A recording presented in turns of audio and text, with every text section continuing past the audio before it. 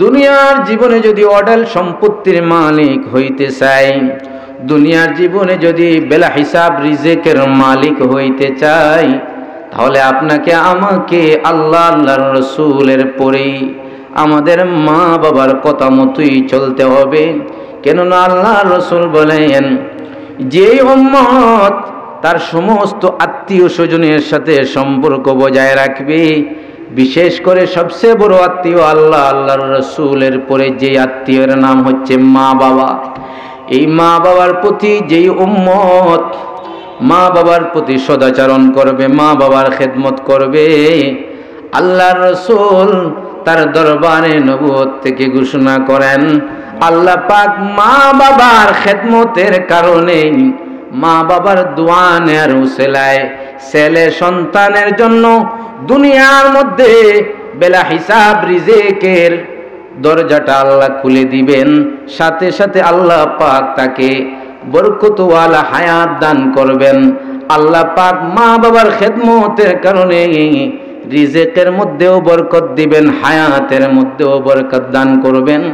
মা বাবার সদাচরণ করা, মা বাবার সাথে ইহসানের আচরণ করার কারণে, মা বাবার সাথে সদাচরণ করার উসিলায় আল্লাহ পাক আপনাকে আমাকে দুনিয়ায় যেমন ভাবে রিজেক বাড়িয়ে দিবেন, আমাদের হায়াতে জিন্দেগিটাও বাড়ায়া দিবেন। সুবহানাল্লাহ।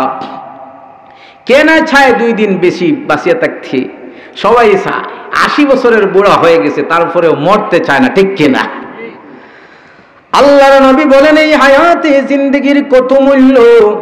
আবু দাউদ শরীফের হাদিসের মধ্যে আছে রে, একজন সাহাবী আরেকজন সাহাবীর সাথে পাল্লা ধরে জিহাদে অবতরণ করেছে। 2 জন সাহাবী এমন দেশ থেকে আসলো, একসাথে জিহাদে অংশগ্রহণ করলো। ওই 2 বন্ধুর একজন জিহাদের ময়দানে শাহাদাতের পেয়ালা পান করে নিল। 1 বছর আগে সে মারা গেল। সাধারণ কোনো মত নয়, বিছানায় মরে না, আল্লাহর বান্দা। সবচেয়ে বড় সৌভাগ্যের মত, আল্লাহর রাস্তায় জিহাদে শাহাদাতের পেয়ালা পান করলো। ওই এক বান্দা, এক বন্ধু 1 বছর আগে আল্লাহর রাস্তায় শহীদ হইল। দ্বিতীয় বন্ধু 1 বছর পরে বিছানায় মারা গেল। আল্লাহর নবী বলেন, ও আমার সাহাবীরা রে, যেই এমনই মানুষ, যেই এমনই বন্ধুটা, দ্বিতীয় বন্ধু যিনি 1 বছর পরে মারা গেছে, জানিয়া রাখো তার মর্যাদা জান্নাতে শহীদের চেয়েও বেশি হয়ে গেছে। সাহাবায়ে কেরাম বলেন, গো আল্লাহর রাসূল, দ্বিতীয় বন্ধুটা 1 বছর পরে মারা গেছে, কিন্তু সে তো শহীদ হয় নাই, সে তো বিছানায় মারা গেল। সে কি করে তার শহীদ বন্ধুর উপরে তার দরজাটা চলে গেল? আল্লাহর রাসূল বলেন, আমার উম্মতের দল, জানিয়া রাখো দ্বিতীয় বন্ধু পুরান 1 বছর হায়াত বেশি পাইল।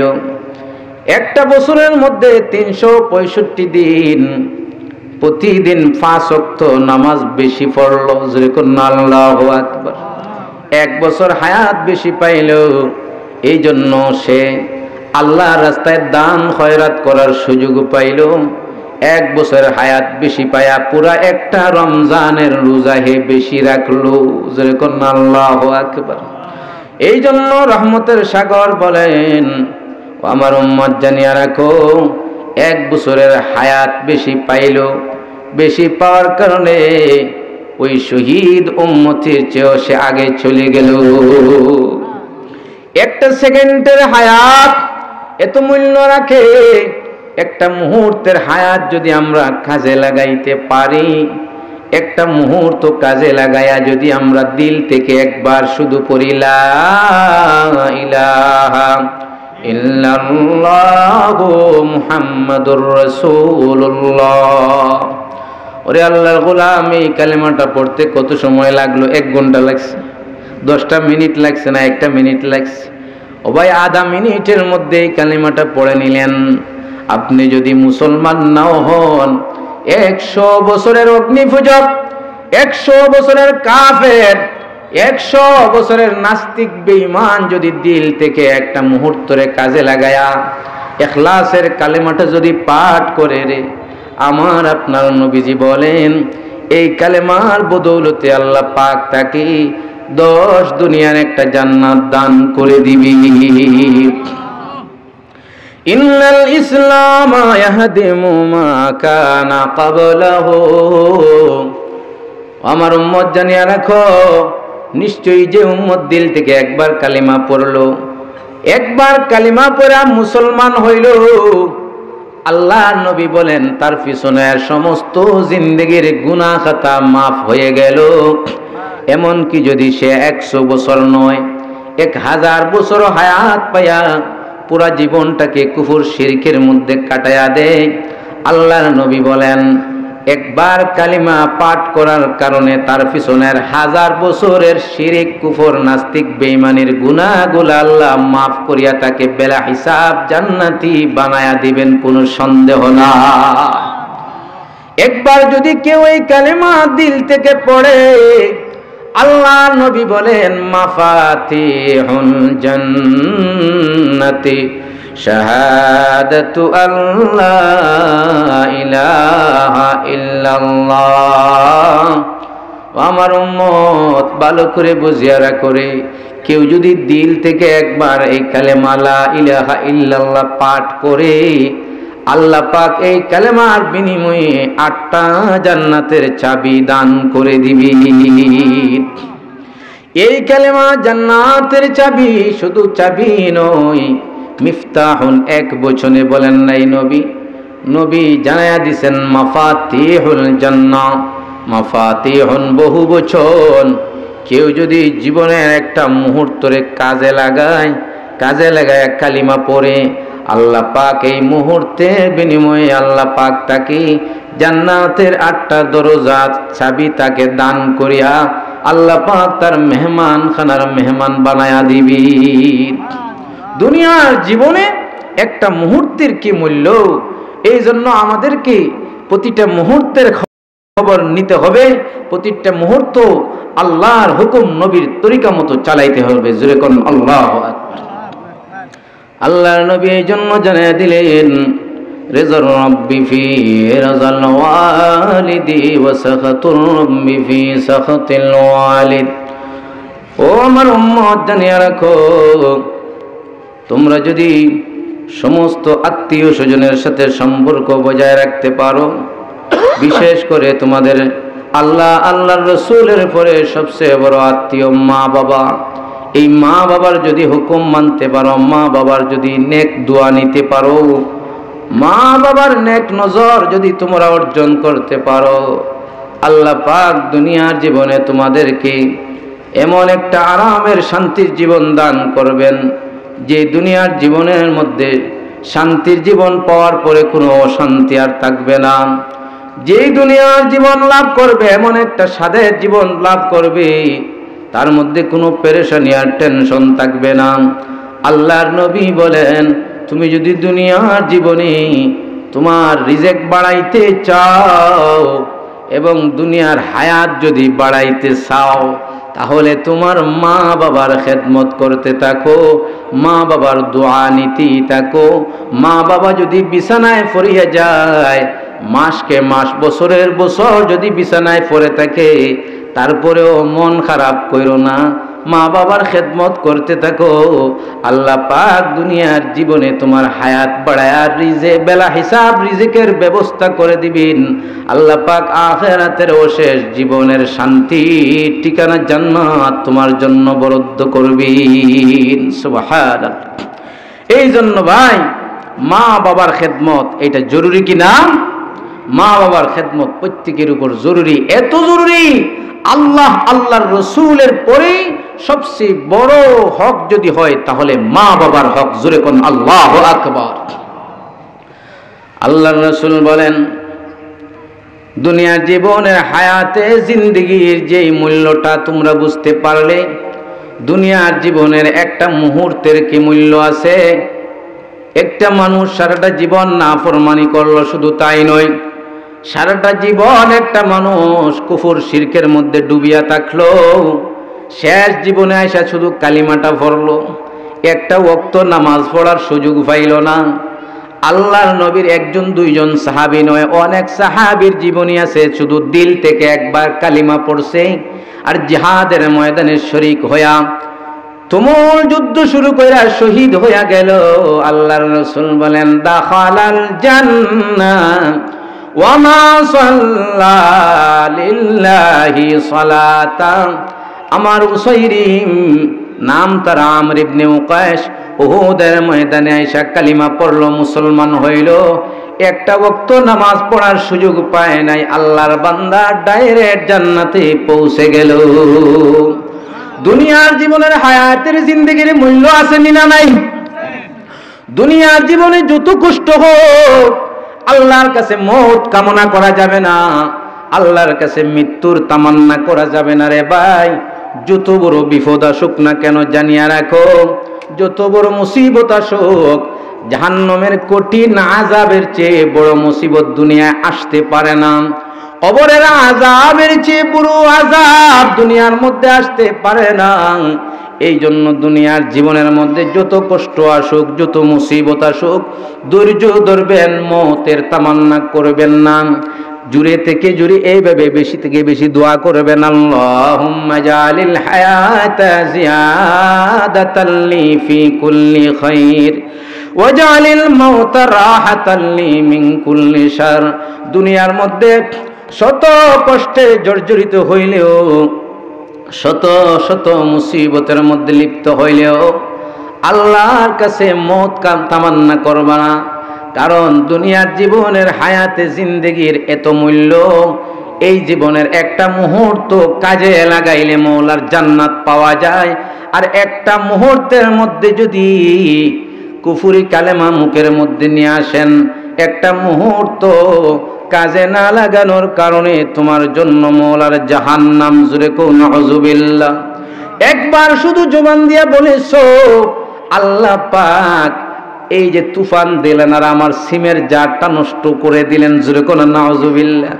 কয় কত মানুষ সিমের বাগান লাগাইছে, দেখলো না আল্লাহ আমার একটা মাত্র সিমের জার এটা নষ্ট করে দিল।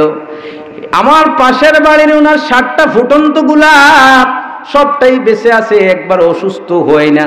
আমার একটা মাত্র সন্তান এটা আল্লাহ নিয়ে গেল। এরকম ভাবে যদি তুমি আল্লাহর উপর অভিযোগ করে রে বান্দা, সামান্য একটা কুফরি কালেমার কারণে জানিয়া রাখো তোমার ঈমান চলে গেছে। আবার তওবা করে কালেমা পড়ে মুসলমান হতে হবে। জবান দিয়ে যদি একবার শুধু বলো হুজুরেরা শুধু সুন্নত সুন্নত করে, এই দাড়ি আবার কি, টুপি আবার কি, এই পাগড়ি আবার কি। আমার নবীজির সাধারণ একটা মিসওয়াকের সাথে যদি কেউ তুচ্ছ তাচ্ছিল্য করে রে, সাথে সাথে তার ঈমানটা চলে যাবে। এই জন্য দুনিয়ার জীবনে একটা মুহূর্ত যেমন ভাবে কাজে না লাগাইলে জাহান্নাম, একটা মুহূর্ত যদি কেউ কাজে লাগায় সে মওলার জান্নাত খরিদ করে নিতে পারে। আয়ে খুদায়ে বাতাও বাওফা রহম কুন বরুমর রফতা বর জফা দাদায়ে উমরে কে বর রোজে আজা কসনা দানদ কিমতে আদর জাহান। এই অমূল্য দুনিয়ার জীবন, এই হায়াতে জিন্দেগিটারে ভাই শুধু একবারের জন্য আসছে। এই দুনিয়ার হায়াতে জিন্দেগি দ্বিতীয়বার আর পাওয়া যাবে না। যেই দিন আপনি আমি দুনিয়ার জীবন থেকে চলে যাব, দুনিয়ার জগৎ ছেড়ে কবরের বাসিন্দা হয়ে যাব, সেই দিন আমরা না ফেরার দেশে চলে যাব। এমন একটা জগৎ যেই জগৎ থেকে আর ফিরে আসা যায় না।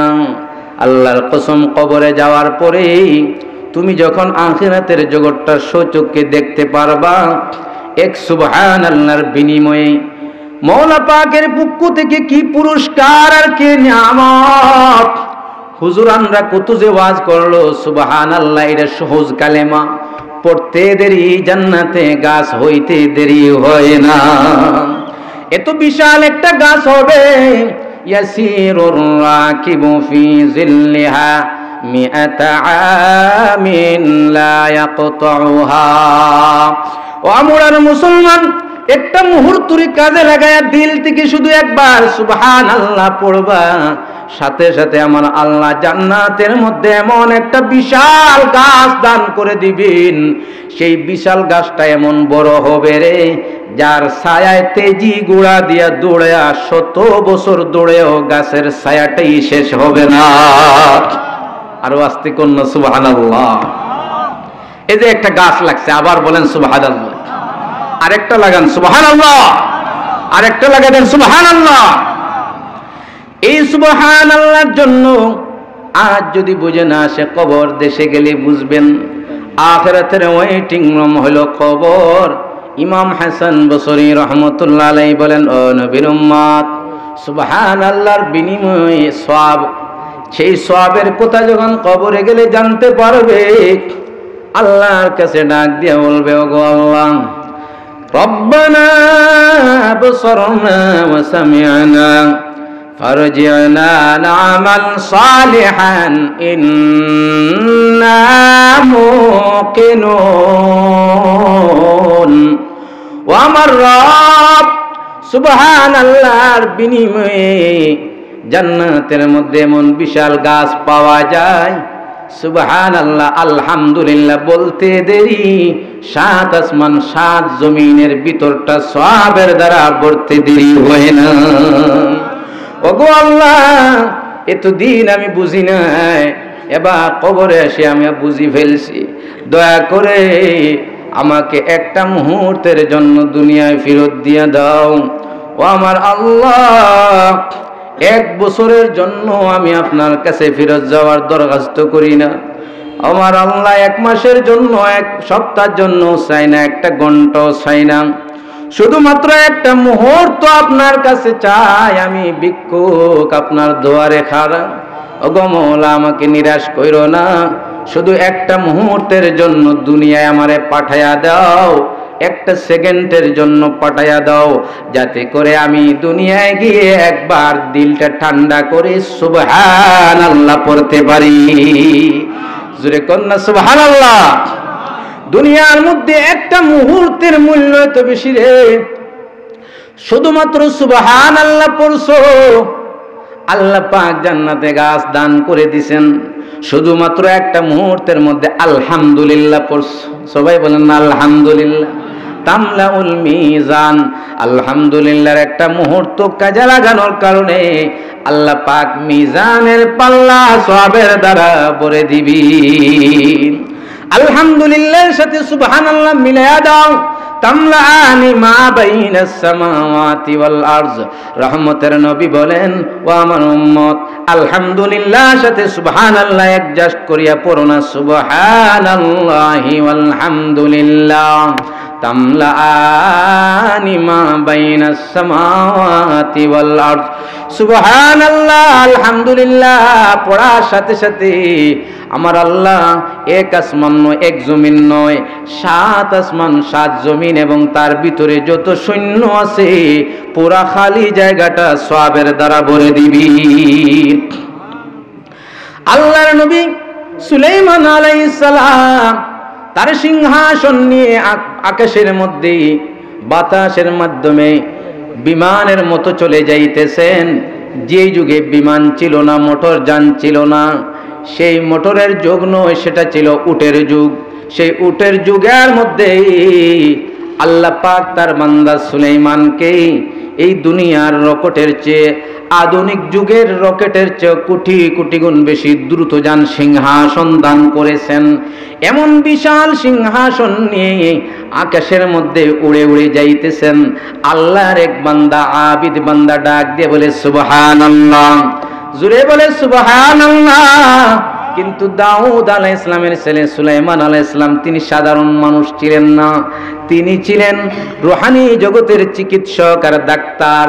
সেই রুহানি ডাক্তার সুলাইমান আলাইহিস সালাম বুঝে ফেলেছেন এই আল্লাহর বান্দা যদিও আল্লাহর বান্দা, আল্লাহর গোলাম, আল্লাহর ইবাদত করে, কিন্তু ইলম থেকে শূন্য হওয়ার কারণে, আলেম না হওয়ার কারণে, মূর্খ জাহিল হওয়ার কারণে সে আমি সুলাইমানের সিংহাসন থেকে সুবহানাল্লাহ বলল। এতেই বোঝা গেল তার ভিতরে এখনো পর্যন্ত সুবহানাল্লাহর মূল্যটাই আসে নাই।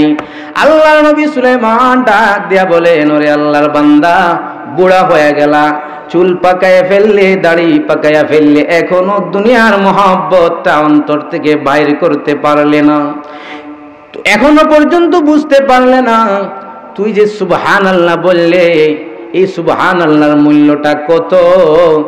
আমি দাউদের ছেলে সুলাইমানের সিংহাসন দিকা তুই যখন সুবহানাল্লাহ বললি, এতে বোঝা গেল তোর কাছে আমার সিংহাসনের মূল্যটা এখনো বেশি রয়ে গেছে। অথচ আল্লাহর বান্দা, তুই সুবহানাল্লাহ যে পড়লি, এই সুবহানাল্লাহর মূল্য আমি দাউদের ছেলে সুলাইমানের সিংহাসনের চেয়েও কোটি কোটি গুণ বেশি। লাতাসবিহাতুন ফি সহিফাতি মুমিনিন খায়রুম মিম্মা উতিয়া ইবনা দাউদ। আল্লাহর বান্দা, তুমি যে সুবহানাল্লাহ পড়লে, জানিয়া রাখো আমি দাউদের ছেলের রাজত্বের চেয়েও আরো বেশি মূল্যবান হইল সুবহানাল্লাহ। কেননা ফাইন্নামা উতিয়া ইবনা দাউদ ইয়াফনা ওয়াত-তাসবিহাতু তাবকা। ও আল্লাহর গোলাম, জানিয়া রাখো তুমি যে সুবহানাল্লাহ পড়েছো, এই সুবহানাল্লাহটা আমি দাউদের পুরা পৃথিবী ব্যাপী রাজত্বের চেয়েও আরো বিশাল। বলুন আল্লাহু আকবার।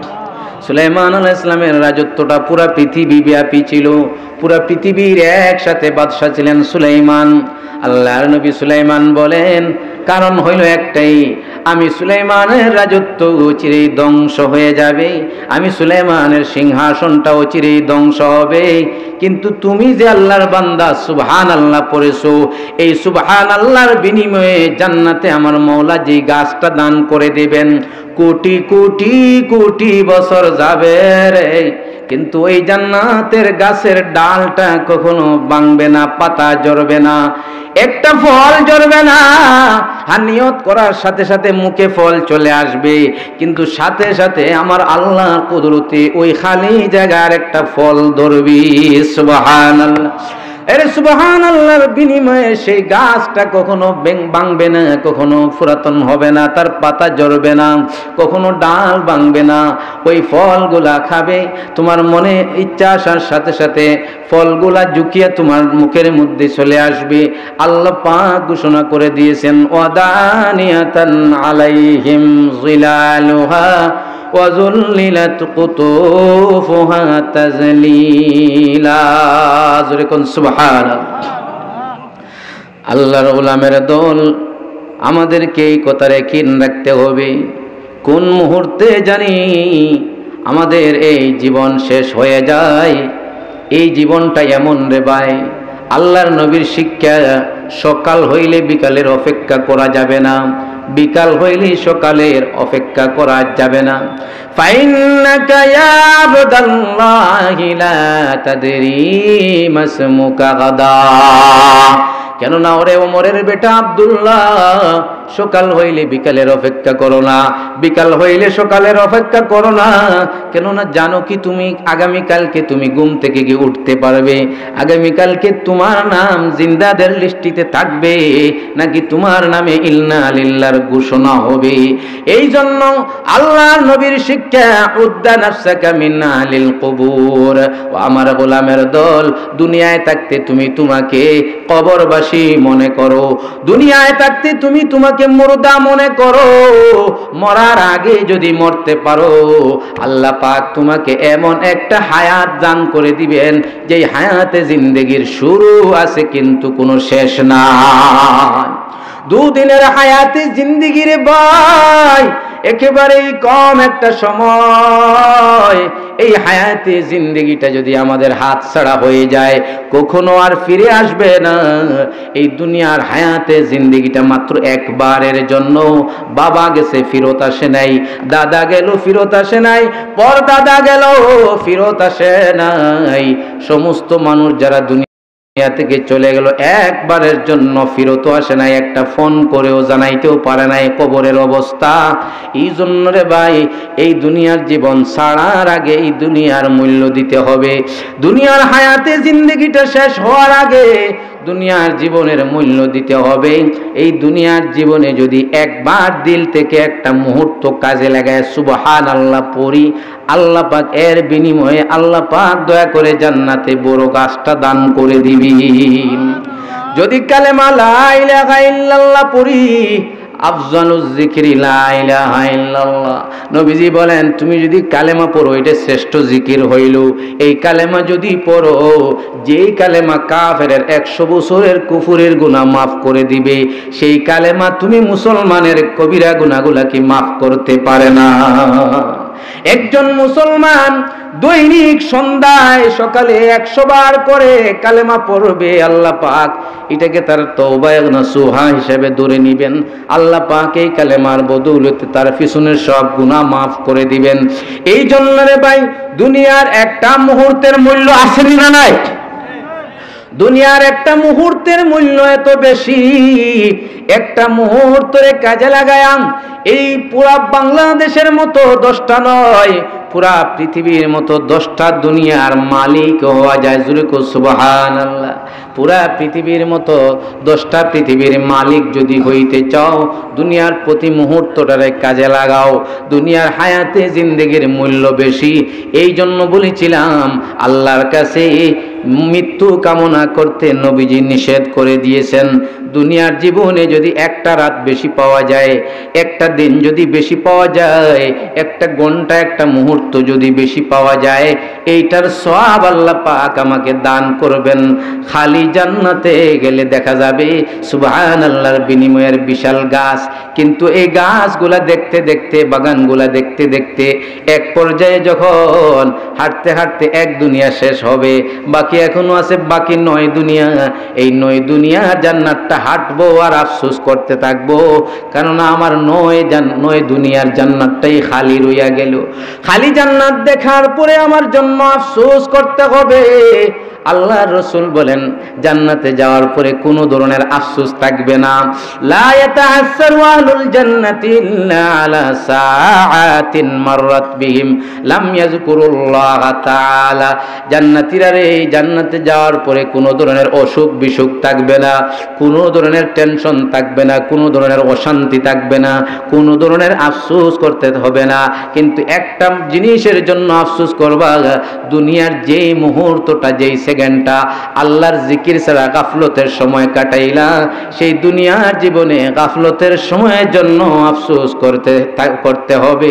দুনিয়ার জীবনে আল্লাহর জিকির ছাড়া, তাসবিহ ছাড়া, আলহামদুলিল্লাহ, সুবহানাল্লাহ, তিলাওয়াত, জিকির ছাড়া যে সময়গুলো আমরা দুনিয়ার মধ্যে কাটাইতেছি, সেই গাফলতের সময়ের জন্য জান্নাতে যাওয়ার পরেও আফসোস করতে হবে। জোরে কোন নাউজুবিল্লাহ। এই জন্য দুনিয়ার মুহূর্ত, প্রতিটা মুহূর্ত আমাদেরকে কাজে লাগাইতে হবে আর জানতে হবে দুনিয়ার প্রতিটা মুহূর্ত কত মূল্যবান। এই মূল্যবান হায়াতে জিন্দেগিটা আল্লাহ আমার আরো বাড়াইয়া দিবেন। দুনিয়ার হায়াতে জিন্দেগি, দুনিয়ার জীবনটা আল্লাহ পাক আরো বাড়াইয়া দিবেন যদি শুধু একটা কাজ করি, আমার মা বাবারে যদি আমি খুশি করতে পারি। সুবহানাল্লাহ। মান আহাব্বা আন ইউবসাতা লাহু ফি ইসরিহি, মান আহাব্বা আন ইউবসাতা লাহু ফি রিজকিহি ওয়া ইউনসা লাহু ফি ইসরিহি। আল্লাহর নবী বলেন, যে চায়, সে যে তার নকশে কদম, পায়ের চিহ্ন বাড়াইতে চায়, যে তার পায়ের কদমের চিহ্ন বাড়াইতে চায়, অর্থাৎ যে তার হায়াত বাড়াইতে চায় এবং যে রিজিক বাড়াইতে চায়, সে যেন সব আত্মীয়দের সাথে সম্পর্ক বজায় রাখে। বিশেষ করে আল্লাহর পরে সবচেয়ে বড় আত্মীয় মা বাবার সাথে যেন সম্পর্কটা সুন্দর রাখে। যেরকম সুবহানাল্লাহ। আরে আল্লাহর গোলাম, মা বাবার সাথে ভালো সম্পর্ক রাখলে আল্লাহ পাক দয়া মায়া করে হায়াত বাড়ায়া দিবেন। অমূল্য দুনিয়ার জীবনের হায়াতি জিন্দেগি, যার কোনো মূল্য আমরা আপনার দিতে পারবো না, সেই অমূল্য সম্পদ দুনিয়ার জীবন আল্লাহ পাক বাড়ায়া দিবেন। অর্থাৎ দুনিয়ার জীবনে আল্লাহ পাক হায়াতে বরকত দান করে দিবেন। মা বাবার সাথে সম্পর্ক বজায় রাখলে আল্লাহ পাক বেলা হিসাব ওডেল রিজেকের মালিক বানায়া দিবেন। আল্লাহ পাক আমাদের মালে সম্পদের মধ্যে বরকত দান করবেন, রিজেকের মধ্যে বরকত দান করবেন। আরবি সাহিত্যের মধ্যে একটা কিতাবে পড়েছিলাম একটা আশ্চর্য ঘটনা। এক ব্যক্তি বিছানায় পড়ে গেছে। বুড়া মানুষটা বিছানায় পড়ে যাওয়ার পরে তার 4 সন্তান মিলেমিশে পরামর্শ করতেছে। বড় সন্তান 3 ভাইকে নিয়ে পরামর্শে বসলো এবং বলল, আমাদের উচিত এখন আমাদের বাবার খেদমত করা, কিন্তু জানিয়ে রাখো আমরা যে ভাই অথবা যারা বাবার খেদমত করব, একটা শর্ত আছে। বাবার খেদমত করলে বাবার মিরাস সম্পত্তি নেওয়া যাবে না। বড় ভাই প্রস্তাব রাখে যে বাবার খেদমত করতে যাইবা, তিনি ইখলাসের সাথে নিঃস্বার্থে বাবার খেদমত করবা, কোনো স্বার্থ রাখা যাবে না। এমনকি বাবার খেদমত করলে শর্ত লাগাইয়া দিলাম, জানিয়ে রাখো বাবার খেদমত করলে বাবার মিরাস সম্পত্তি থেকে কিছু নেওয়া যাবে না। বড় ভাইয়ের প্রস্তাবে 3টা ছোট ভাই সেই মতলববাজ স্বার্থ লোভী 3টে ভাই জবাব দে, ও আমাদের বড় ভাই, তুমি যখন শর্ত লাগাইছো বাবার খেদমত করলে বাবার সম্পত্তি নেওয়া যাবে না, তাহলে তুমি একা খেদমত করো, আমরা 3টা ভাই খেদমত না করিয়া বাবার সম্পত্তি থেকে বঞ্চিত হব না। খেদমত না করিয়া আমরা বাবার সমস্ত মিরাস সম্পত্তিকে 3 ভাগে ভাগ করিয়া নিয়াব। তুমি বড় ভাই খেদমত করো, বিনিময়ে তুমি মাহরুম আর বঞ্চিত হবে। বাবার মিরাস সম্পত্তি থেকে আমরা বঞ্চিত হব না, এই জন্য আমরা খেদমত করতেও যাব না। জোরে কো নাউযুবিল্লাহ। আল্লাহর বান্দা বড় ভাই ধৈর্য সবরের সাথে খেদমত করতেই যায়। বাবা বিছানায় পড়ানো আছে, বাবা 1 বছর পর্যন্ত বিছানায় পড়ে থাকলো। ছোট 3টে ভাই খেদমতে এগিয়ে আসলো না। শুধুমাত্র বড় ভাই আর তার স্ত্রী ধৈর্যের সাথে 2 জনই স্বামী স্ত্রী তার শ্বশুরের খেদমত করলো। বড় ছেলে তার বাবার খেদমত করলো। 1 বছর পর্যন্ত ধৈর্য ধরে বাবার খেদমত করলো। 1 বছর পরে বাবার ইন্তেকাল হইয়া গেল। ছোট 3টে ভাই বাবার মিরাস সম্পত্তি 3 ভাগে ভাগ করে নেওয়া গেল। বড় ভাই যিনি 1 বছর পর্যন্ত এত কষ্ট করে বাবার খেদমত করলো, 1 বছর পরে বাবারে যখন দাফন করলো, দাফন করে সে পথের ভিখারি হয়ে গেল, কারণ বাবার মিরাস সম্পত্তি থেকে সে একেবারেই বঞ্চিত থেকে গেল। কিন্তু আল্লাহর বান্দা বড় ছেলেটা আল্লাহর মহব্বত থেকে বঞ্চিত থাকে নাই, আল্লাহর মারিফত থেকে বঞ্চিত থাকে নাই, আল্লাহর রহমত থেকে সে বঞ্চিত থাকে নাই। সব কিছু হারাইছে, কিন্তু সে আল্লাহকে হারায় নাই, আল্লাহর রহমত হারায় নাই। বড় ভাই যিনি 1 বছর পর্যন্ত বাবার খেদমত করলো, তার স্ত্রীটাও ধৈর্য ধরে শ্বশুরের খেদমত করলো রে। 1 বছর পরে তাদের খাবার নাই, 3 বেলা খাবার জুটে না, ভালো পোশাকের ব্যবস্থা নাই, খাবারের ব্যবস্থা নাই। ধৈর্য ধরে যায় 3-4 মাস পর্যন্ত ধৈর্য ধরে, কিন্তু 3-4টা মাস পরেই আল্লাহর রহমতের ছায়া তাদের উপরে এমন ভাবে ছায়া করে, রাত্রে আল্লাহর বান্দা আল্লাহর রহমতের ছায়ায় ঘুমিয়ে গেছে। রাত্রে ঘুমের ঘুরে স্বপ্নে দেখে, বড় ভাই স্বপ্নে দেখতেছে কে যেন বলতেছে, ও আল্লাহর বান্দা, কত কষ্ট করেছো, বাবার খেদমত করেছো, কিন্তু তোমার 3টা ছোট ভাই লুবি, সেই স্বার্থ লুবি 3টা ভাই সমস্ত সম্পত্তি নিয়ে গেল, একটুও দয়া করলো না, তুমি বড় ভাইকে একটু দিল না। জানিয়ে রাখো আমরা গায়েবী ফেরেশতার দল, আমরা যা বলবো সত্য কথা বলবো, আমরা কোনো গুনার কাজ করতে পারি না। লা ইয়াসুনাল্লাহ মা আমারহুম ওয়া ইয়াফআলুনা মা ইউমারুন।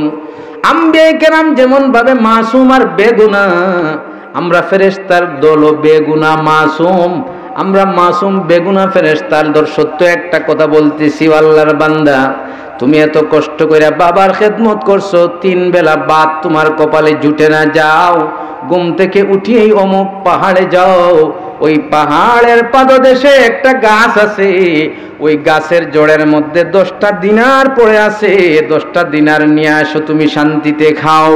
ঘুমের মধ্যেই আল্লাহর বান্দা প্রশ্ন করে, ও গায়েবের ফেরেশতার দল, 10টা দিনার যে বলছো, এই 10টা দিনার কেমন, বরকতি না বেবরকতি? ও ফেরেশতার দল, এই 10টা দিনারের মধ্যে বরকত আছে না নাই? ফেরেশতারা বলে না না, এই 10টা দিনারের মধ্যে কিন্তু বরকত নাই, জানিয়ে রাখবা। আল্লাহর বান্দার সাথে সাথে জবাব দেয়, ফেরেশতার দল রে, যেই 10টা দিনারের মধ্যে বরকত নাই, ওই 10টা দিনারের আমার কোনো দরকারও নাই। জোরে করুন আল্লাহু আকবার। আল্লাহর বান্দা বেবরকতি কোনো সম্পদ নিতে চায় না। আমরা তো হালাল হারাম তক্কা করি না, বরকত আসেনি না নাই তার কোনো চিন্তাও করি না, কোটি কোটি সম্পদের মালিক হইলেই চলে, বরকতের কোনো দরকার নাই। এই জন্য কোটি কোটি শিল্পপতি হওয়ার পরেও আমাদের টেনশন যায় না, ঠিক কিনা? দরকার হালাল মাল এবং বরকতওয়ালা মালের, ঠিক কিনা? আল্লাহর বান্দা জবাবে কয়, বেবরকতির 10 দিনারের আমার কোনো দরকার নাই। দ্বিতীয় রাত্রে ঘুমাইতে গেছে, আবার ফেরেশতারা কয়, যাও অমুক পাহাড়ের পাদদেশে গাছের নিচে, সেখানে দেখবা 5টা দিনার পরে আছে, সেই 5টা দিনার নিয়ে আসো। কয় 5 দিনারে বরকত আছে? কয় বরকত নাই। কয় যেই 5 দিনারে বরকত নাই তার আমার দরকার নাই। যেরকম সুবহানাল্লাহ। তৃতীয় রাত্রে যখন আবার ঘুমাইতে যায়, আল্লাহর বান্দা ঘুমের মধ্যে তৃতীয় রাত্রে স্বপ্নে দেখে কে যেন বলতেছে, আল্লাহর বান্দা অমুক পাহাড়ের পাদদেশে গাছের নিচে মাত্র 1টা দিনার পরে আছে, এই 1টা দিনার নিয়ে আসো, কারণ তুমি তো বাবার খেদমত করেছো, বিনিময়ে দুনিয়া হারাইছো, কিন্তু তুমি আখিরাত হারাও নাই। দুনিয়ার সম্পদ হারাইছো, কিন্তু সবচেয়ে বড় সম্পদ আল্লাহর রহমত আর বরকত হারাও নাই। বান্দারে যাও যাও যাও, ওই 1টা দিনার নিয়ে আসো, কারণ না এই 1 দিনারের মধ্যে আমার আল্লাহ প্রচুর বরকত রেখে দিছি। আল্লাহর বান্দা ঘুম থেকে উঠে একটা বরকতি দিনার নিয়ে আসলো, স্ত্রীকে দিয়া বললো 1টা দিনার রাখো। স্ত্রী বলে 1 দিনার দিয়ে আর কি করবা? এই 1 দিনার দিয়ে আমরা বড় বড় 2টা মাছ খাইতে পারবো। এত দিন হইল মন মতো খাইবার পাই নাই, খাবার মিলে নাই, 3 বেলা ভাত জুটে নাই। ও আমার প্রিয়তম স্বামী রে, আল্লাহ পাক যখন রিজিক দান করেছেন, আটকে রাখার দরকার নাই, কৃপণতার দরকার নাই। যাও যাও বাজারে যাও, সবচেয়ে বড় ধনী সম্পদশালীরা যেই মাছগুলা কিনে, তুমি গরিব মানুষ হইলে কি হবে, তোমার আল্লাহ আছেন, যাও আল্লাহর নামে তুমি বড় বড় 2টা মাছ কিনিয়া নিয়ে আসো। আল্লাহর বান্দা তার সেই সতী সাধবী স্ত্রীর কথা শুনে তার পরামর্শ অনুযায়ী 1টা দিনার নিয়ে বাজারে যায়। বাজারে গিয়ে দেখি সদ্য মাত্র এইমাত্র তুলা 2টা মাছ, সাগর থেকে এইমাত্র 2টা তাজা মাছ দেখলো তোলা হয়েছে। এই 2টা তাজা মাছ বিশাল বিশাল 2টা বড় মাছ। কয় ও জেলের এই 2টা মাছের দাম কত? কই 2 দিনার। কয় বাইরে আমার কি 1 দিনারে দিবা? কয় যা নিয়া যা, 1 দিনারে 2টা মাছ নিয়া যা। আল্লাহর বান্দা বরকতি 1 দিনারে কিনা 2টা মাছ নিয়ে যখন বাড়িতে আসলো, স্ত্রীর হাতে দিল। স্ত্রী বিসমিল্লাহির রহমানির রহিম বলে একটা মাছ কাটলো। একটা মাছ কাটিয়া যখন তার বোরগুলা বাইর করলো, বুড়ির ভিতরে দেখে আল্লাহর কুদরত কি যেন চকচক করতেছে। হাতে নিয়া দেখে চকচক জগজগে একটা মুক্তা আল্লাহ দান করে দিছি। বিসমিল্লাহ বলছি, কারণ বিসমিল্লাহ বললে বরকত হয়। আল্লাহর রাসূল বলেন, কুল্লু আমরিন জিবালিন লাম ইউবদা ফীহি বিবিসমিল্লাহি ফাহুয়া আবতার আও আক্তা। যত ভালো কাজ বিসমিল্লাহ ছাড়া শুরু করবা, এটা হবে লেজ কাটা, বেবরকত। আর যত কাজের মধ্যে বিসমিল্লাহ বলবা, আল্লাহ পাক বরকত দান করে দিবেন। সুবহানাল্লাহ। আল্লাহর বান্দি শ্বশুরের খেদমত করলো, এবার বিসমিল্লাহ বলে যখন একটা মাছ কাটলো, মাছের ভিতর থেকে একটা মুক্তা বের হয়ে গেল। আবার বিসমিল্লাহ বলে দ্বিতীয় মাছ কাটতে লাগছে। আল্লাহর কুদরতের করিশ্মা, মহান রাজ্জাক রিজিকের মালিক আরেকটা মুক্তা দান করে দিছেন। আল্লাহর বান্দা গরিব মানুষ, দুইটা মুক্তা পায় খুশিতে বাগ হয়ে গেছে, কিন্তু আবার পেরেশানিতে পড়ে গেছে। কারণ সে গরিব মানুষ, অশিক্ষিত মানুষ, জানে না এই মুক্তার দাম কত, এই মুক্তার মূল্য কত, দুইটা মুক্তা কত দিয়া বেচা যাবে তাও জানে না, কোথায় গিয়া বিক্রি করা যাবে তাও জানে না, বাজারে যাবে যদি দালালের খপ্পরে পড়ে সব নিয়ে যাবে, সে টেনশনে পড়ে গেছে। কিন্তু আল্লাহ পাক যেন জানায়া দিতেছেন, বান্দারে বাবার খেদমত করছো, এইবার বুঝিন দুইটা মুক্তা পাওয়ার পরেও টেনশনে পড়ছো, টেনশনের কোনো দরকার নাই, আমি আল্লাহ তোমার জন্য সব রিজিকের দরজাটা খুলে দিতেছি, তোমাকে টেনশন করতে হবে না। ঠিকই কিছুদিন পরেই আল্লাহর বান্দার বাড়িতে বাদশার পুলিশের লোক চলে আসলো। পুলিশের লোক আইসা বলে, এই বাড়িতে কি কোনো খাঁটি মুক্তা আছে? যেরকম সুবহানাল্লাহ। কারণ ওই দেশের বাদশার দুইটা খাঁটি মুক্তার দরকার পড়ছে, সে খাঁটি দুই মুক্তা খোঁজার জন্য সমস্ত পুলিশের লোকদেরকে বাড়িতে বাড়িতে মহল্লায় মহল্লায় পাঠাইয়া দিছে। কোথাও যাইয়া দুইটা খাঁটি মুক্তা মিলে নাই। কিন্তু বাদশার লোকজন যখন ওই গরিব মানুষটার বাড়িতে আসছে, তিনি তো ন্যায়পরায়ণ বাদশাহ, আদিল ইনসাফগার বাদশাহ ছিল, তিনি যখন দুইটা মুক্তা হাতে নিল, পরীক্ষা করে দেখলো দুইটা মুক্তাই খাঁটি। এই জন্য সে কসম করে বলল, ও আমার প্রজা, তোমার টেনশনের কোনো কারণ নাই, আমি হইলাম এই দেশের বাদশাহ, আমার দরকার পড়ছে দুইটা খাঁটি মুক্তার, বিদায় আমি আজকে কসম করে বললাম, আল্লাহর নামে শপথ করে বললাম, এই দুইটা মুক্তা তোমা থেকে গ্রহণ করব, এই খাঁটি মুক্তাগুলার উচিত দাম তোমাকে দেব, তোমাকে একটুও ঠগাবো না। আল্লাহর বান্দা বাদশাহ জাহাপনা এই দুইটা মুক্তা গ্রহণ করে তার উচিত দাম দেয়। কত দাম ছিল?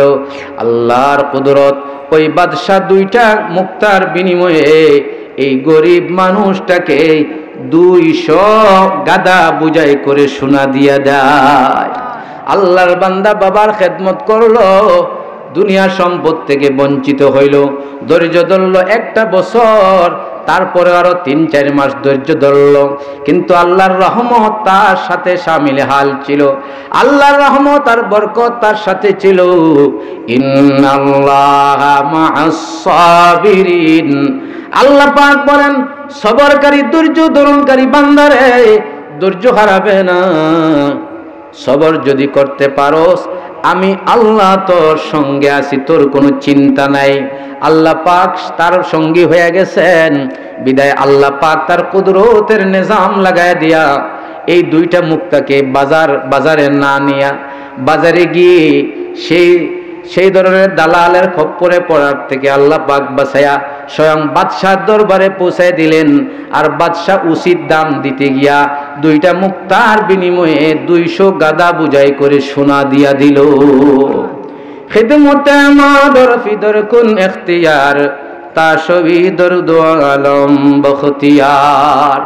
এই জন্য আল্লাহর রাসূল বলেছেন, দুনিয়ার জীবনে যদি হায়াত বাড়াইতে চাও, রিজিক বাড়াইতে চাও, হালাল রিজিকের দরওয়াজা যদি তোমার সামনে খোলাইতে চাও, তাহলে তুমি তোমার মা বাবার খেদমত করো।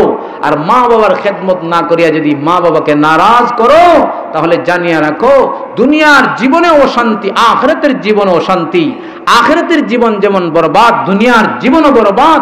কারণ আল্লাহর রাসূল বলছেন, সব গুনার মাফি আছে ইল্লা হুকুকাল ওয়ালিদাইন, একমাত্র মা বাবার নাফরমান যে তার মাফ হবে না। ফাইন্নাহু ইউআজ্জিলু লিসাহিবিহি ফিল হায়াতি ক্বাবলাল মামাত, কারণ সে মা বাবারে কষ্ট দিছে, শুধু স্ত্রীর কথা মতো চলে, মা বাবাকে পাত্তা দেয় নাই। জানিয়ে রাখো কোটি কোটিপতি হবে, কোটি কোটি টাকার মালিক হবে, শান্তির নাগাল পাবে না, টেনশন যাবে না। কারণ আল্লাহর রাসূল বলেন, দুনিয়ার জীবনেই আল্লাহ পাক তাকে অশান্তির জীবন দিবেন, এমন একটা জীবন দিবেন যে দুনিয়ার জীবনে নগদ শাস্তি দিবেন, সেটা হলো টেনশন আর পেরেশানি। জোরে করুন নাউযুবিল্লাহ। আমি মনে করেছিলাম সময় শেষ, আরো 15 মিনিট আলোচনা করা যাবে, তাহলে চলেন সামনে। আল্লাহর রাসূল বলেন, আমার উম্মত, যদি তুমি তোমার মা বাবাকে রাজি আর খুশি করতে পারো, তাহলে দুনিয়ার জীবনে উজালা, আখিরাতের জীবন উজালা। দুনিয়ার জীবনে তোমার কোনো অশান্তি নাই, পেরেশানি নাই, দুনিয়ার জীবনে তোমার কোনো চিন্তা নাই। আর যদি মা বাবারে নারাজ করো তাহলে দুনিয়ার জীবনে তুমি রিজেক থেকে মাহরুম হবে, দুনিয়ার জীবনে তুমি লম্বা হায়াত থেকে মাহরুম হয়ে যাবে। এমনকি সবচেয়ে বড় বিপদ, সেই কালেমা থেকে মাহরুমির সময়টাও তোমার সামনে চলে আসতে পারে। সবচেয়ে বড় সম্পদ আর ঈমান আর কালেমা। সেই ঈমান আর কালেমা যদি পাইতে চাও, ঈমানের সাথে কালেমার সাথে যদি মৃত্যুবরণ করতে চাও, তাহলে মা বাবার দোয়া নিয়ে মা বাবাকে রাজি আর খুশি করো। আর মা বাবা যদি রাজি খুশি করতে না পারো, মা বাবার মনে যদি কোনো কষ্ট দাও, সবচেয়ে বড় সম্পদ ঈমান হারানোর ভয় আছে। জোরে কোন নাউজুবিল্লাহ। আল্লাহর রাসূলের এক সাহাবী, নাম তার আলকমা। সেই আলকমা কত ভালো মানুষ ছিল। সে আলকমা, তার কাজই হলো শুধু নামাজ পড়া, নফল নামাজে রাতকে রাত কাটায়া দেয়, দিনকে দিন নফল রোজার মধ্যে কাটায়া দেয়। তার চরিত্রটা কত ভালো, তার নামাজ কত সুন্দর, রোজা কত সুন্দর। এত ভালো মানুষ আলকমা মওতের সময় আসলো, আল্লাহর রাসূল বিলালকে পাঠায়া দিলেন, যারে বিলাল দুইজনকে সঙ্গে করে নিয়ে যা, আমার আলকমাকে কালেমা তালকিন করায়া দে। আলকমার কাছে গেলেন, আলকমাকে কালেমা পাঠ করার জন্য বললেন। আলকমা অনেক চেষ্টা করে, মুখ নাড়াইতে চায়, কিন্তু কালেমা পড়ার সুযোগ হয় না। জোরে কোন নাউজুবিল্লাহ। বিলাল রাদিয়াল্লাহু তাআলা আনহু অবাক হয়ে যায়, আলকমা কেন কালেমা পড়তে পারে না। নবীর দরবারে দৌড়ায় হাজির হইয়া বলে, ওগো নবীজি রহমতের সাগর, আপনার আলকমাকে কালেমার তালকিন করাই, কিন্তু তার জুবান দিয়া কালেমা বের হয় না। আল্লাহর নবী বলেন, আলকমার মা বাবা আছে কি নাই আগে জানায়া দাও। জানায়া দেওয়া হইল, ওগো নবীজি আলকমার বাবা নাই, কিন্তু তার এক বৃদ্ধ মা আছে। জোরে কোন আল্লাহু আকবার। কয়, বৃদ্ধ মাকে আমি নবীর পক্ষ থেকে জানায়া দেও, উনি যেন কষ্ট করে হাজির হয়ে যায় দরবারে নবুয়তি। আর যদি হাজির না হইতে পারে, আমি নবী তার দরবারে হাজির হয়ে যাব। বৃদ্ধ মা আসতে পারে নাই। নবী রাহমাতুল লিল আলামিন তার উম্মতের দরদে বৃদ্ধ মার কাছে হাজির হইয়া বলেন, ওগো মা, এই ছেলেটা কার? কই, এই ছেলে আমার, এটার নাম হচ্ছে আলকমা।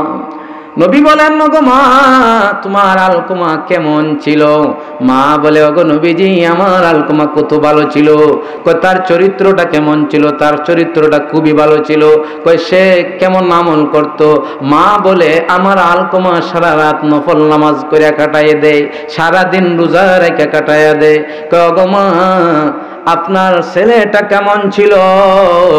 আমার ছেলেটা তার সুন্দর চরিত্রের অধিকারী ছিল এবং সুন্দর আমলের অধিকারী ছিল, তার মধ্যে কোনো খুঁত নাই, কোনো ত্রুটি নাই। নবীজি বলেন, তাহলে একটা প্রশ্ন আপনাকে করি, এই ছেলে আলকমা আপনার সাথে তার কেমন আচরণ ছিল? জোরে কও আল্লাহু আকবার। এইবার মা আর লুকিয়ে রাখতে পারে নাই। আলকমার মা বলে, ওগো নবীজি, আমার ছেলে খুব ভালো আমলের অধিকারী ছিল, সে খুব সুন্দর চরিত্রের অধিকারী ছিল, কিন্তু সে তার বউয়ের কথা মতো চলত, সে সব সময় তার স্ত্রীর কথা মতো চলত। আমি মার কথার পাত্তাও দিত না। আমার ছেলে আলকমা, আমি মার কথা শুনতো না। কি হয়েছে নবীজি, কি জন্য আপনি জিজ্ঞাসা করলেন? নবীজি বলেন, এই জন্যই তো আপনার ছেলে কালিমা পড়তে পারতেছে না। ও আমার সাহাবীরা রে, সাহাতু উম্মিহি হাজাবা লিসানাহু আন শাহাদাতি আল্লাহ ইলাহা ইল্লাল্লাহ। ও বিলাল, জানিয়ে রাখো, এই যে আলকমা কালিমা পড়তে পারে নাই, একটাই কারণ, তার মা তার উপর নারাজ। এই জন্য রে বুড়ি মা, আপনাকে বলি, আপনি যদি রাজি না হন, আপনার আলকমা কালিমা পড়তে পারবে না। দয়া করে আপনি আপনার আলকমারে মাফ করে দেন। আপনি যদি আলকমাকে মাফ না করেন, ক্ষমা না করেন, আলকমা ঈমানের সাথে মত হবে না। মা বলে, ওগো নবীজি, আমার ছেলে আমাকে অনেক কষ্ট দিছে, এত কষ্ট দিছি, আমি আমার ছেলেরে মাফ করতে পারি না। আল্লাহর নবী বলেন, তাহলে আর কি করা যায়? আপনি যখন আপনার ছেলেরে মাফ করবেন না, তো একটু আপনি দাঁড়ায়া থাকেন, দেখেন আপনার ছেলেরে আমি একটা শাস্তি দিতে আসি। ও সাহাবীরা রে, যাও লাকড়ি জমা করো, লাকড়ির মধ্যে আগুন লাগাইয়া দাও, জ্বলন্ত আগুনের মধ্যে আলকামাকে নিক্ষেপ করিয়া দাও। বাস্তবে যখন আলকামার মার সামনে লাকড়ি জমা করা হইল, আগুন ধরাইয়া দেওয়া হইল, জ্বলন্ত আগুনের মধ্যে এবার নবীজি ঘোষণা করলেন, ও বিলাল, আমার সাহাবীরা রে, আলকামারে দৈরে দৈরে তার মার সামনে জ্বলন্ত আগুনের মধ্যে ঢেলে দাও। এইবার আলকামার মা চিৎকার দিয়া বলে, ওগো নবীজি, আমার নারী সেরা দন, আমার সন্তান, জোরে কো আল্লাহ। আলকামার মা বলেন, ও রাহমাতুল লিল আলামিন, দয়ার সাগর, আপনার দয়ার কোনো শেষ নাই, আল্লাহর পরে সবচেয়ে দয়াশীল আপনি। আপনি কি করে আমার ছেলের আগুনে ঢেলতে যাবেন? আগুনে কেন নিক্ষেপ করবেন? নবীজি বলেন, তাহলে কি আমি আগুনে নিক্ষেপ করব না? কয়গো নবীজি, আমার ছেলে অনেক কষ্ট দিছে, কিন্তু আমার ছেলে আগুনে জ্বলবে, আমি মা হয়ে কেমনে সহ্য করি? সুবহানাল্লাহ।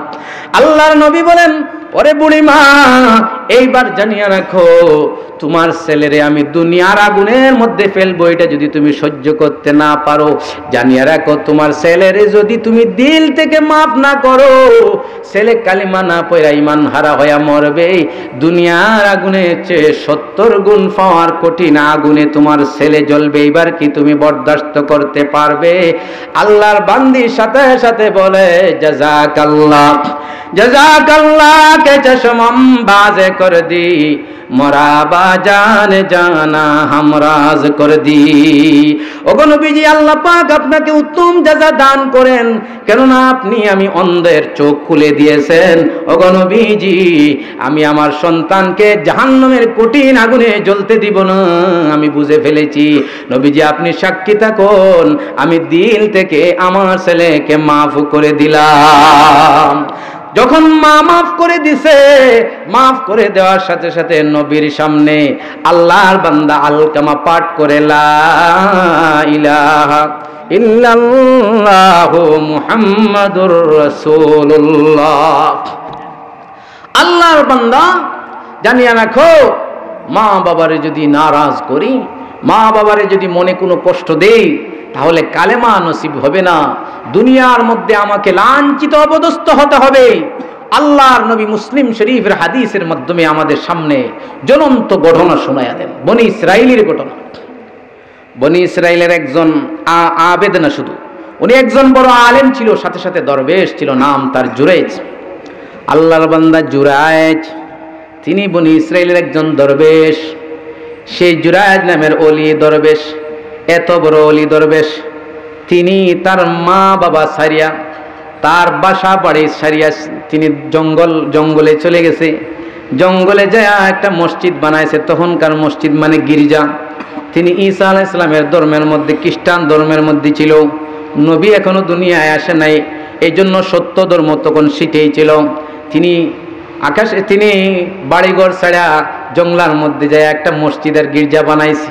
সেই গির্জার মধ্যে রাত দিন ইবাদত করে, কিন্তু মার খবর নিতে মাঝে মধ্যে ভুলে যায়। একদিন বুড়া মা অনেক কষ্ট করে জঙ্গল পর্যন্ত পৌঁছিয়া দেখি পাহাড়ের চূড়ার মধ্যে মসজিদ। সেইখানে মা অনেক কষ্ট করে উঠে ডাক দে, দরজায় যায়, ইয়া জুরাইজ, হে আমার জুরাইজ, জবাব দাও, আমি তোমার মা। জুরাইজ কোনো জবাব দেয় না, এবার আবার ডাক দিয়া বলে, ইয়া জুরাইজ, ও আমার সন্তান জুরাইজ রে, আমি মা কষ্ট করে আসলাম, তুমি জবাব দাও। জুরাইজ কিন্তু নফল নামাজের মধ্যে ব্যস্ত, সে জবাব দিতে পারে নাই। আবার ডাক দিয়া বলে, ইয়া জুরাইজ, দরজা খোলো। কিন্তু জুরাইজ দরজা করে না। 3 বার যখন ডাকলো, ডাকে সাড়া পাইল না।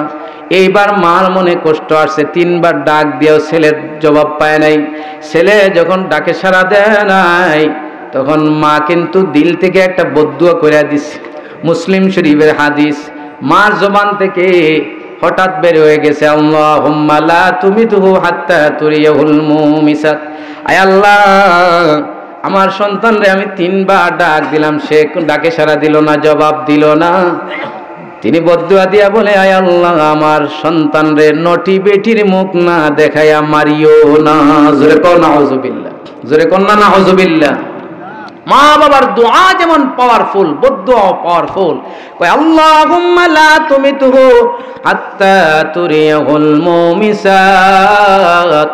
আয় আল্লাহ, আমার সন্তান জুরাইজ আমার কথা শুনে নাই, আমার মনে কষ্ট দিছে, আমার জুরাইজ রে বেশ্যা মহিলার মুখ না দেখায় মারিও না, আমার জুরাইজ রে পতিতা মহিলার মুখটা না দেখায় মারিও না। এইবার খেলা শুরু হইয়া যায়। পরের দিন একজন বেশ্যা মহিলা, সে রাকালদের সাথে চলে ঘোরাফেরা করে। এরকম একটা খারাপ মহিলা পতিতালয়ে তাকে এমন একটা বেশ্যা মহিলা পাহাড়ে চড়ছে। পাহাড়ে চড়িয়া দেখে একজন আবিদ ইবাদত করতেছে। সে বলে, ও আল্লাহর বান্দা, আমি আপনার কাছে কিছু চাই। আল্লাহর ওলি দরবেশ বলে, তুমি কি চাও? পানি চাও? কয় না, পানি না। তাহলে তুমি কি খানা চাও?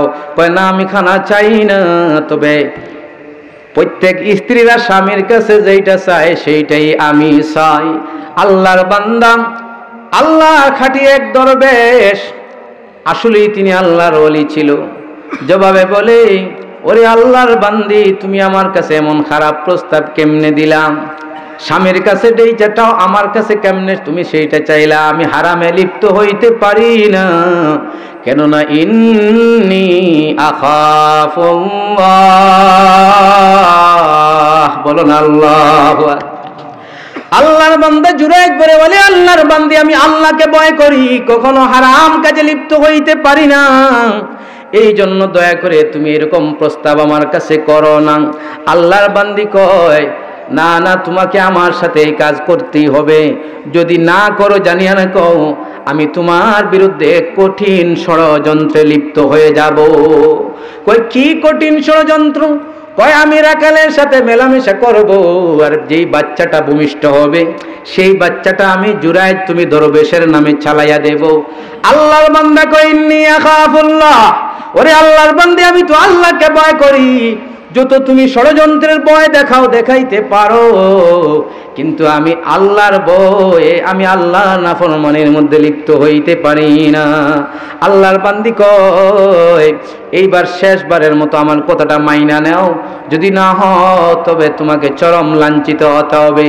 আল্লাহর বান্দা কয়, শত শত ষড়যন্ত্র করতে পারো, কিন্তু জানিয়া রাখো, আমি আল্লাহর ভয় আমার দিলের মধ্যে আছে, বিদায় কখনো আমি হারামে লিপ্ত হতে পারি না। তোমার যা মনে ইচ্ছা তাই করতে পারো। আল্লাহর বান্দি বেশ্যা মহিলা এইবার নিরাশ হয়ে ফেরত যায়। রাখালের সাথে মেলামেশা করিয়া সন্তান একটা কিছুদিন পরে পাইছে। মানুষ যখন কয়, ও বেশ্যা মহিলা নটি কোথায় পাইলে, হে সাথে সাথে কয়, ওহো, এটা বুঝো না, এটা তোমাদের পীর সাহেব জুরাইজের। জোরে কোন নাউজুবিল্লাহ। বাড়িয়ে বাড়িয়ে যায়, মানুষ কয়, এটা কই পাইলে? কয়, এটা তো ওই পীর সাহেব জুরাইজের। যার বাড়িতেই যাই একটাই জবাব। আল্লাহর বান্দা কি করলো? আল্লাহর বান্দি এমন জঘন্য আচরণ, যেই বাড়িতে যায় কই জুরাইজের সন্তান। মানুষ তো মানুষ, সারা এলাকার মানুষ যিনি জুরাইজের ভক্ত, এইবার সব হয়ে গেছে জুরাইজের বিরোধী। কয়, কিরে, এতদিন আমরা মনে করছিলাম বড় দরবেশ, আহারে এরকম বাইরে ফিটফাট, ভিতরে সদরঘাট এরকম।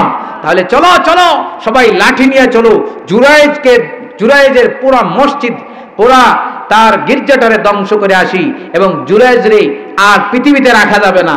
এই লাঠি দিয়ে জুরাইজরে আমরা একেবারে পাথর দিয়ে নিক্ষেপ করা, আর লাঠি দিয়ে শেষ জীবনটা তার ধ্বংসলীলা করে দিয়ে আসবো। সব মানুষ একত্রিত হয়েছে লাঠি সোটা নিয়া। আল্লাহর বান্দা জুরাইজের পাহাড়ে উঠছে, জুরাইজের পাহাড়ে ওইটা পুরা মসজিদটা চোরমার করে দিছে। জুরাইজ অবাক হয়ে গেছে, কি জন্য তোমরা আর কথা বলার সুযোগ নাই, তোমাকে মারে শেষ করব। সব মানুষ মারতে মারতে একেবারে মাটিতে ফেলে দিছে। এইবার জুরাইজ কয়, কি ঘটনা আমি বুঝলাম না। কয়, হা হা, তোমাদের কাছে একটা প্রস্তাব রাখি, আমাকে 2টা রাকাত নামাজ পড়তে দাও। জোরে কও সুবহানাল্লাহ। আল্লাহর বান্দা জুরাইজ অজান্তে মার মনে কষ্ট দিয়েছিল। এইবার বদদুয়াটা কাজে লাগিয়া যায়। সমস্ত এলাকাবাসী যেই জুরাইজের জন্য পাগল পারা, সমস্ত এলাকাবাসী যেই জুরাইজের ভক্ত অনুরক্ত আশিকিন, তারাই আজ লাঠি নিয়ে জুরাইজের পুরা মসজিদটা চূর্ণ বিচূর্ণ কইরা জুরাইজকে মাইরা মাটিতে ফেলে দিছে। এইবার জুরাইজের প্রস্তাবে শেষ প্রস্তাবটা তারা মেনে নিল, কয় তাড়াতাড়ি 2 রাকাত তুমি নামাজ পড়ে নাও, এরপরেই তোমাকে শেষ করে দেওয়া হবে। আল্লাহর বান্দা নামাজে দাঁড়াইলো, সূরাতুল ফাতিহার পুরি তিলাওয়াত শুরু করে দিল। আম্মাই ইউজিবুল মুযতাররা ইযা দাআ, সুবহানাল্লাহ, আল্লাহু আকবার। ওগো আল্লাহ, আমি অসহায় নিরুপায় হয়ে আপনার দরবারে এইবার আমি প্রশ্ন করি, ওগো মাওলা কি হইল? আপনার আসমায়ে হুসনার তাজাল্লির মধ্যে আমি ডুব দিতে আসি, আপনার লাহুতি নাসুতি মালাকুতি জাবারুতি সব ধরনের নূরের পর্দায় আমি ডুবে আসি।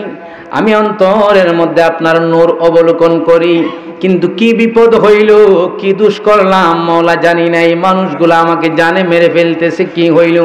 আল্লাহর পক্ষ থেকে ইলহামের মাধ্যমে মেসেজ আসলো, জুরাইজ রে, তুমি অজান্তে তোমার মারে কষ্ট দিয়েছিলা, এই জন্য এই পর্যন্ত তোমার শাস্তি শেষ হয়ে গেছে, এইবার আমার রহমত আসার পালা শুরু হয়ে গেছে।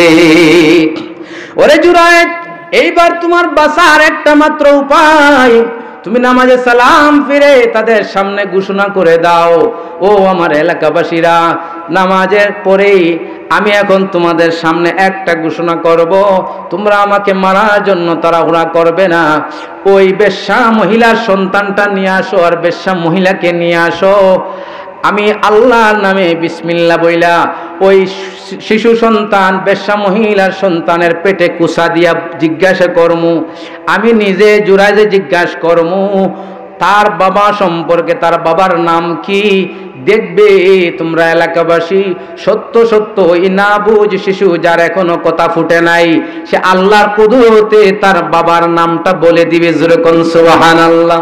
সমস্ত এলাকাবাসী কৌতূহল মনে একত্রিত হয়ে গেছে, জুরাইজের শেষ ফিরাকি নাকি এখন প্রকাশ পাবে। সব মানুষগুলা তার শেষ ফিরাকি দেখার জন্য হাজির হয়ে গেছে। এইবার বেশ্যা মহিলা হাজির, তার ছোট শিশু বাচ্চা হাজির। ঈসা আলাইহিস সালাম যেমন ভাবে দুলনার মধ্যে কথা বলেছিল, আমার আল্লাহ পাক কুদরতের মাধ্যমে ওই বান্দির ছোট বাচ্চার জবান দিয়া কথাটা বের করে দিবেন। আল্লাহর বান্দা জুরাইজ সকলের সামনে বেশ্যা মহিলার সেই শিশুর সন্তানের পেটে কুসা দিয়া বলে, বলো তোমার বাবার নাম কি? আল্লাহর নামে বলো তোমার বাবার নাম কি? সাথে সাথে ওই শিশু বাচ্চাটা আল্লাহর কুদরতে জবান ফুটে কথা বলে আর চিৎকার দেয়া বলে, ও এলাকাবাসীরা রে, এই জুরাইজ আল্লাহর খাঁটি বান্দা, একজন ওলিয়ার দরবেশ, কোনো সন্দেহ নাই। এই জুরাইজ নিশ্চয়ই আল্লাহর খাঁটি বান্দা, এই জুরাইজের কোনো দোষ নাই। জুরাইজ আমার বাবা নয়, আমার বাবা একজন খারাপ মানুষ, সে হচ্ছে অমুক নামের একটা রাখাল, সেই রাখালটা হচ্ছে আমার বাবা। কারণ আমার মা জুরাইজের সাথে এমন একটা সন্ধি করেছিল, ষড়যন্ত্রের কথা বলেছিল, জুরাইজ যদি তার সাথে খারাপ আচরণ না করে, সে আমি রাখালের সন্তান রে জুরাইজের নামে সালাইয়া দিবে। এই জন্য এলাকাবাসীরা জানিয়ে রাখো, খবরদার জুরাইজ রে আর কষ্ট দিবা না, পা ধরে মাফ চাও, আমার বাবা হচ্ছে একটা রাখাল। আল্লাহর বান্দার এই কথা শোনার সাথে সাথে সব মানুষগুলা জুরাইজের পায়ে ধরে মাফ চাইলো, এবং পুরা মসজিদ যেটা ছিল মাটির তৈরি, কয় আমরা এলাকাবাসীরা এই মসজিদ আর গির্জাটাকে সোনা দিয়া বানাই দেব। সুবহানাল্লাহ। আল্লাহর বান্দা এই একমাত্র মার সাথে অজান্তে মার মনে কষ্ট দিছে, এই জন্য দুনিয়ার মধ্যে কতটুকু মুসিবতের সামনা হইতেছে। এই জন্য আল্লাহ রাসূল বলছেন, কুল্লু যুনুবি ইয়াগফিরুল্লাহু মিনহা মা শাআ ইল্লা হুকুকাল ওয়ালিদাইন, যত গুনাহ আছে সব গুনাহ আল্লাহ চাইলে আমি মাফ করে দিব। মা বাবার নাফরমানি, মা বাবার মনে কষ্ট দিলে এটার শাস্তি আখিরাতের আগে দুনিয়ায় নগদ শাস্তি আমি আল্লাহ দান করব। জোরে কোন নাউজুবিল্লাহ। আর দুনিয়ার মধ্যে যদি মা বাবার দয়ার আর রহমত, মা বাবার নজর কেড়ে নিতে পারো, মা বাবারে রাজি আর খুশি করতে পারো, তাহলে দুনিয়ার মধ্যে শান্তির জীবন পাইবা, হায়াতের মধ্যে বরকত হবে, রিজিকের মধ্যে বরকত হবে। এমন কি নবীজি বলেন, কেউ যদি তার মা বাবার দিকে একবার শুধু মায়ার নজরে তাকায়, সাথে সাথে আল্লাহ পাক মকবুল হজের সওয়াব দান করে দেন। মা মিন ওয়ালাদিন বারিন ইয়ানজুরু ইলা ওয়ালিদাইহি নাজরাতা রাহমা ইল্লা কাতাবাল্লাহু লাহু বিকুল্লি নাজরাতিন হাজ্জাতাম মাবরুরা। একবার যদি মা বাবার দিকে মায়ার নজরে তাকাই, এই যে আমরা বাড়িতে যাই, মা বাবা যাদের বাঁচিয়ে আছেন, মা বাবার দিকে মায়ার নজরে, রহমতের নজরে একবার তাকামু, মার দিকে তাকামু, একটা মকবুল হজের সওয়াব পাওয়া যামু। বাবার দিকে তাকামু, মকবুল হজের সওয়াব পাওয়া যামু। আমি যখন মাদ্রাসায় যাব, আমার চাকরির জীবনে চলে যাব, বাড়ি থেকে বের হব, একবার মার দিকে মায়ার নজরে তাকাবো, আল্লাহ পাক মকবুল হজের সওয়াব দান করবেন। তো সাহাবায়ে বলেন, ওগো নবীজি, একবার চাইলে যদি একটা হজের সওয়াব পাওয়া যায়, ওই নাজরা কুল্লা ইয়াউমিন মিআতার মাররা, তাহলে প্রতিদিন আমি আমার মার চেহারার দিকে, বাবার চেহারার দিকে চেষ্টা করব 100 বার নজর করার। 100 বার যদি মায়ার নজরে তাকাই, 100টা হজের সওয়াব পাবো কি? নবীজি বলেন আল্লাহু আকবার, জোরে বলো আল্লাহু আকবার। নবীজি বলেন আল্লাহ তার চেয়ে বড়, প্রতিদিন যদি মা বাবার দিকে 100 বার নয়, 1000 বার নয়, পারো যদি 1 কোটি বার যদি মায়ার নজরে তাকাইতে, আমার আল্লাহর বান্দার খালি নাই, 1 কোটি মকবুল হজের সওয়াব দান করে দিবেন। সুবহানাল্লাহ। মা বাবা যাদের দুনিয়ায় নাই, তাদেরকে মনে যদি কষ্ট দিয়ে দেখি, এইবার মা বাবার নজর কেমনে নিব, তাও আল্লাহর রাসূল এই রাস্তা রাখছেন। মা বাবার জন্য আমরা মাগফিরাতের দোয়া করব, রব্বির হামহুমা কামা রাব্বায়ানি সগীরা।